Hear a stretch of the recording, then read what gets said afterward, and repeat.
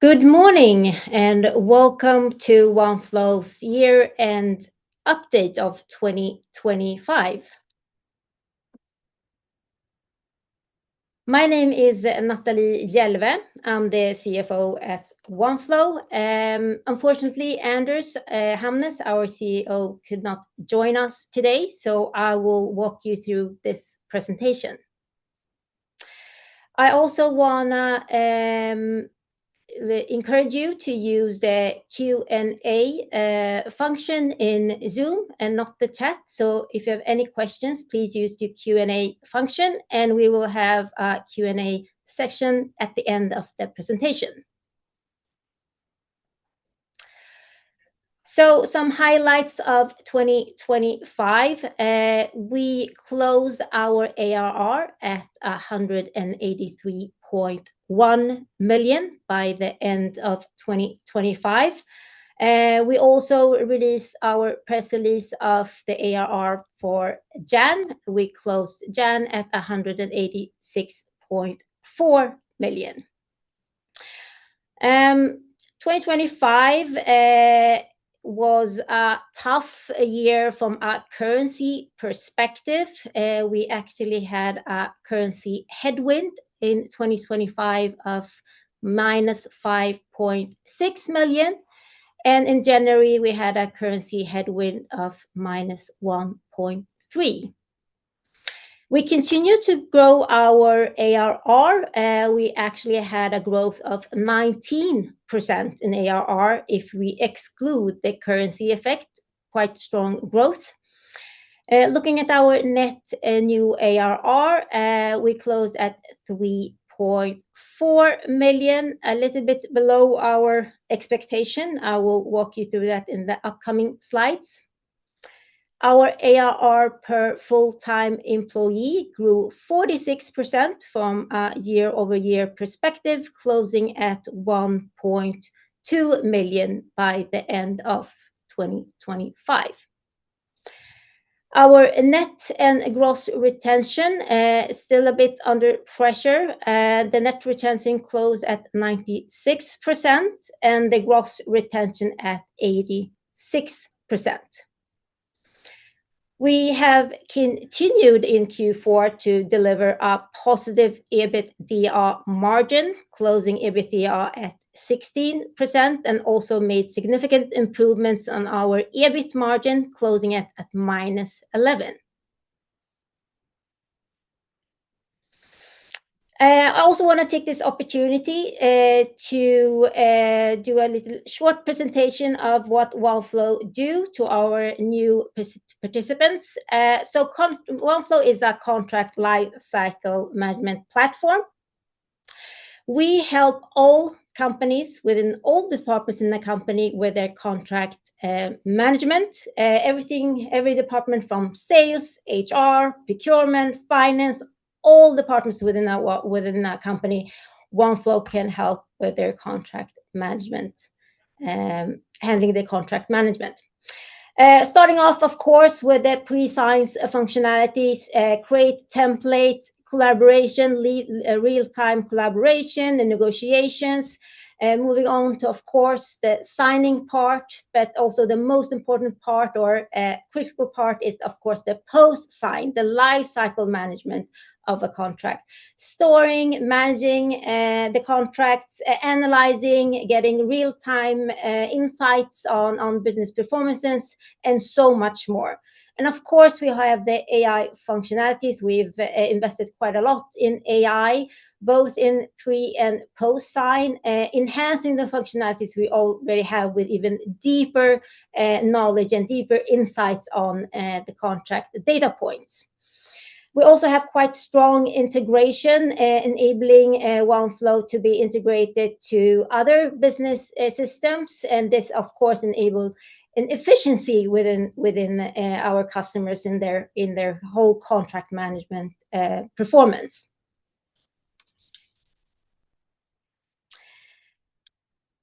During 2025, and as with all years, we've of course invested quite heavily in our product development. AI and contract intelligence, something we've invested heavily in, will continue to invest in, making sure that we enhance the functionalities we already have with AI functions, getting more insights on contract data points, and so much more. And of course, our integration is something that we continue to work with to get even more deeper integrations, two things integrations. We're quite strong on our integration point. We have a team in Sri Lanka that is consisting of 23 people solid working with our integrations.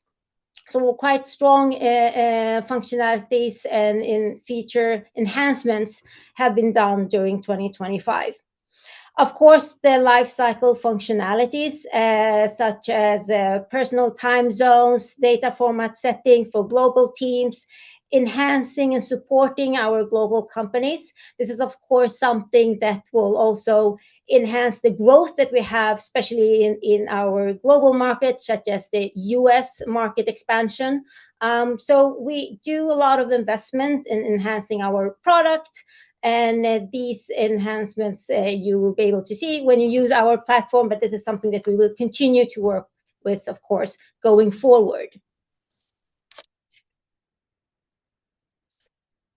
Our net new ARR, we closed at 3.4 million in Q4.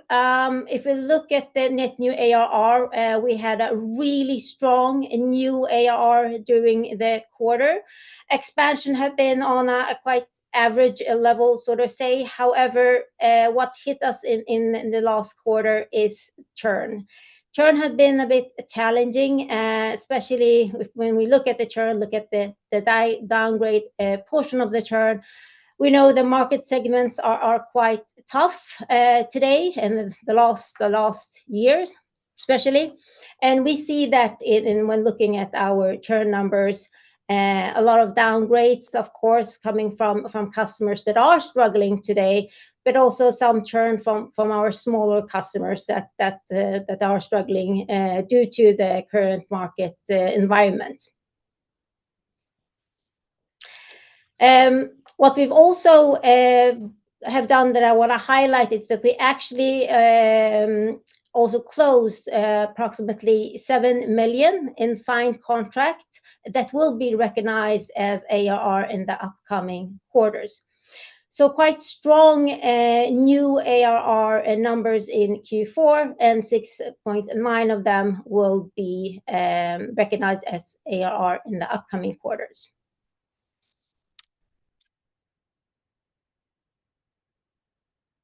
If we look at the net new ARR from a full year perspective, we closed net new ARR at 24 million. If we adjust the growth from the currency effects that we have, as I mentioned, we had quite strong currency headwind during 2025.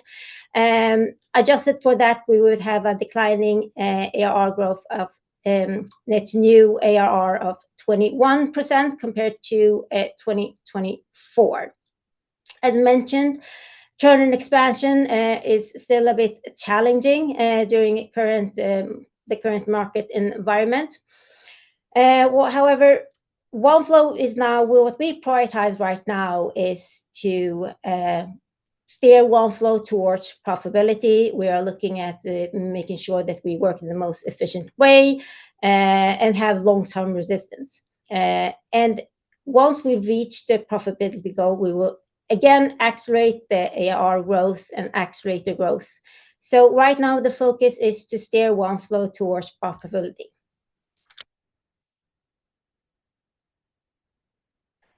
The ARR, as mentioned, we closed it at 186.4 in Jan and 183.1 by the end of 2025. That's a 19% growth if we adjust it from the currency effects.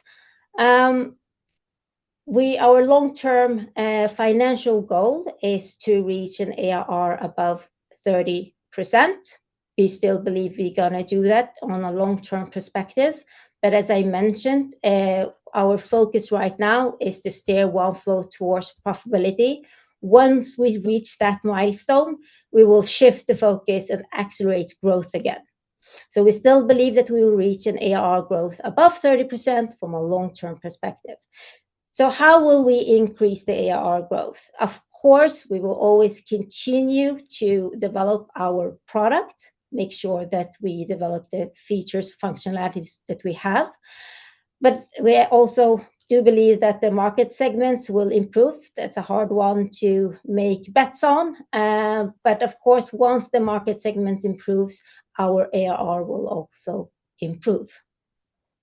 We launched several heavy features during 2025. We'll continue to do that, many AI features and functionalities. We also have entered the quite new big market, the North American market. We'll see that it's increasing in growth.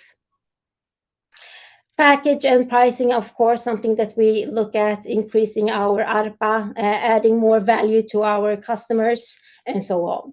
So the ambition is to steer Oneflow towards profitability, but also in the long term to reach an ARR growth above 30%.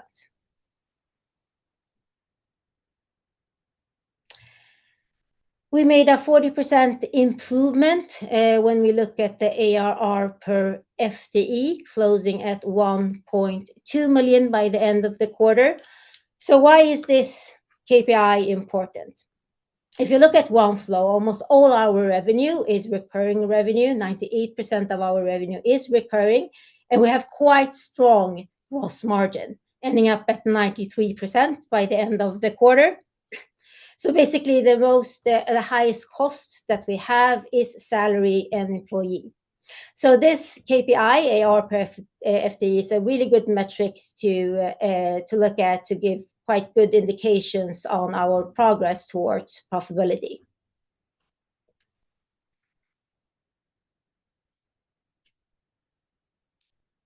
Our gross and net retention, as mentioned, the churn levels have been high during 2025.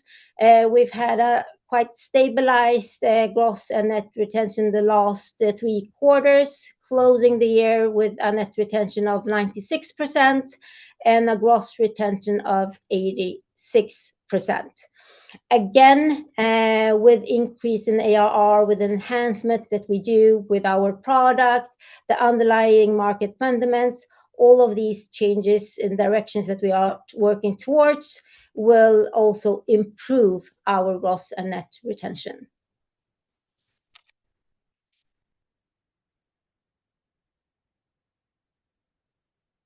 Net sales, so we had an improvement of 27% on our net sales, closing Q4 at approximately 47 million in net sales. If you look at the shares of net sales coming from regions outside of Sweden, it's been quite stabilized the last year, around 41%. And as I mentioned previously, looking at our net sales, the majority of that, almost 98%, almost all net sales, are connected to our software recurring revenue. And then we have the remaining 2% connected to professional services. And by the end of 2025, we had paying customers in 45 countries. If you look at the net sales from a yearly full year perspective, we closed 2025 with net sales of 171 million, up 26% compared to 2024. If you look at the net sales by country, we can see that Sweden is the largest country contributing to our net sales. Sweden stands for 59% of our net sales, but we're quite strong in the Nordics, with Norway at 14%, Finland at 10%, and then the 17% from the rest of the world. We have a quite strong gross margin, being quite stabilized throughout 2025, closing at 93%. If you look at our gross margin and look at our largest cost of sold expenses, that is related to commission to our partners. We work actively with establishing new collaborations, strategic partnerships with different partners. So this is something that as the more we establish these type of collaborations, our of course partner commission will increase.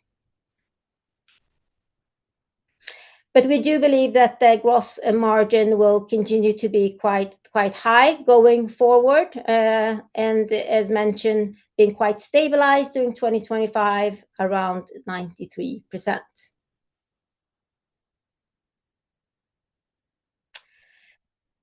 We delivered positive EBITDA by the second quarter or second half of last year. Even in Q4, we delivered a positive EBITDA of 7.6 million. We also made heavy improvements in EBIT, closing EBIT at -5.2. To compare that to -21 million we had in Q4 of 2024. So significant improvements both on EBITDA and EBIT. Now, EBIT will remain to be impacted by our investments in our product development and then the amortization of capitalized development costs. But significant improvements both on EBITDA and EBIT during the second half of last year.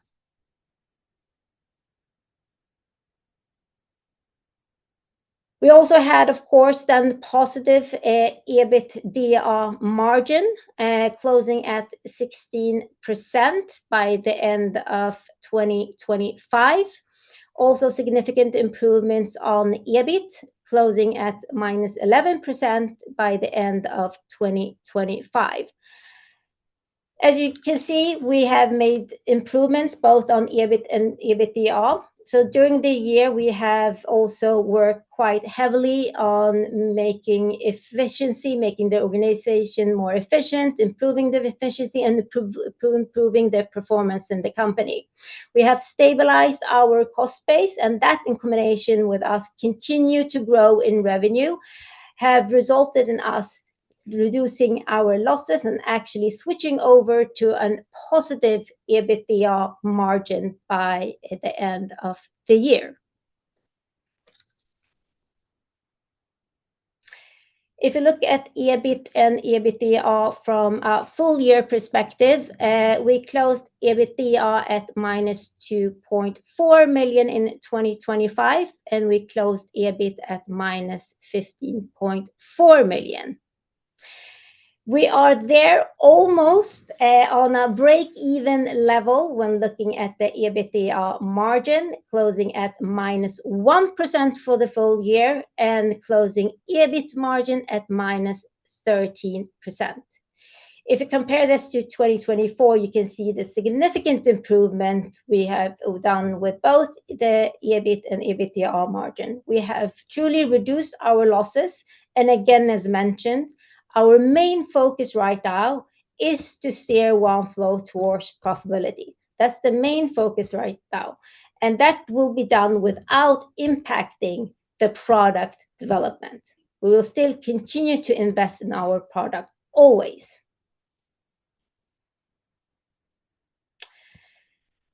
We have not changed our financial goals. We still believe in our financial goals.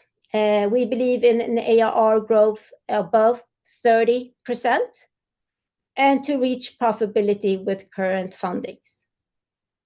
As I mentioned in the first slides of the presentation, our ARR growth for 2025 was 19%, adjusted from the currency effects.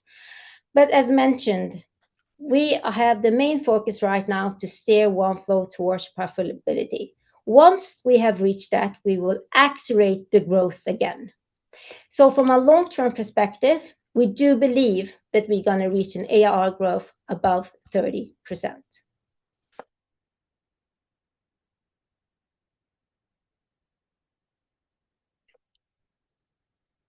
All right. Let's see if we've received any questions.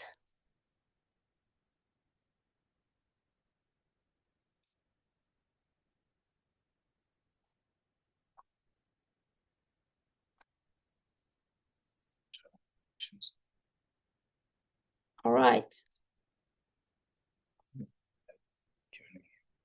Thank you.